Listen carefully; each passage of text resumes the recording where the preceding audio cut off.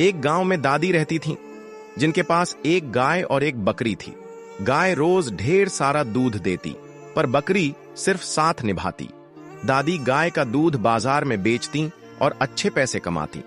धीरे धीरे दादी अमीर होने लगी। लेकिन एक दिन जब दादी दूध बेचने गईं, तभी कुछ बंदरों ने हमला कर दिया और गाय को घायल कर दिया। अब गाय ने दूध देना बंद कर दिया। दादी और बकरी रोते हुए कहती हैं, ना किसी ने लाइक किया, ना सब्सक्राइब।